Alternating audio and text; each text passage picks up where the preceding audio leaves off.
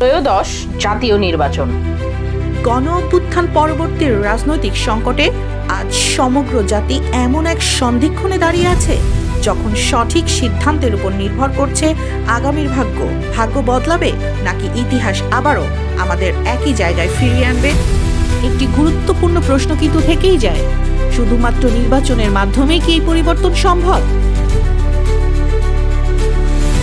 যদি সত্যি তা হতো তাহলে গত 50 বছরে একের পর এক গণ অভ্যুত্থান ঘটতো না।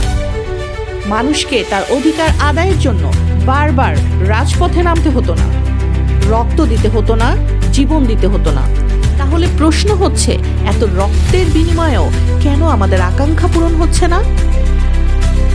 আমাদের বুঝতে হবে, শুধু চেহারা, দল কিংবা মার্কা পরিবর্তন কখনোই ভাগ্যের পরিবর্তন নিশ্চিত করতে পারে না।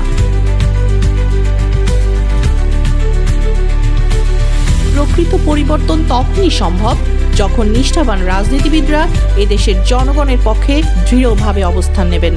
তারা জনগণের ইসলামী বিশ্বাস রক্ষা ও বাস্তবায়নে কার্যকর ভূমিকা রাখবেন, ন্যায্য অধিকার ও ন্যায় বিচার প্রতিষ্ঠা করবেন, সর্বোপরি দেশের সার্বভৌমত্ব রক্ষা করবেন।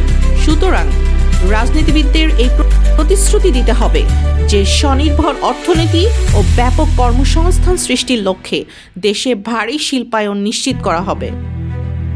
কোনোভাবেই দেশের জ্বালানি খাত বহুজাতিক কোম্পানির হাতে ছেড়ে দেওয়া যাবে না।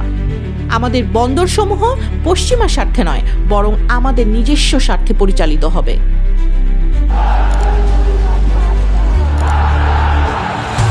মুসলিম রাষ্ট্র হিসেবে ভারতের আগ্রাসন মোকাবেলায় দৃঢ় অবস্থান নেওয়ার প্রতিশ্রুতি দিতে হবে। একই সঙ্গে উপনিবেশবাদী শক্তি, মার্কিন যুক্তরাষ্ট্রের ভূরাজনৈতিক কৌশল ও সামরিক উপস্থিতিকে কোনোভাবেই ন্যায্যতা দেওয়া যাবে না। শুধু তাই নয়, ইসলাম ও মুসলমানদের বিরুদ্ধে সকল ধরনের অপপ্রচার ও ষড়যন্ত্রের বিরুদ্ধে প্রকাশ্যে অবস্থান নিতে হবে। অতএব নিষ্ঠাবান রাজনীতিবিদদের এখনই সিদ্ধান্ত নিতে হবে, পুঁজিবাদী বৈষম্য ও জুলুম নির্ভর ব্যবস্থার ভেতরে থেকে তারা আদৌ জনগণের আশা আকাঙ্ক্ষার প্রতিফলন ঘটাতে পারবে কিনা, নাকি ইসলামী ব্যবস্থার ভিত্তিতেই জনগণকে দেখভালের রাজনীতির মাধ্যমেই তা একমাত্র সম্ভব হবে। এবং আমাদেরকেও প্রকৃত পরিবর্তন আনার জন্য ইসলামের ভিত্তিতে আমাদের দাবি দাওয়াগুলো আদায়ের ব্যাপারে দৃঢ় অবস্থানে থাকতে হবে।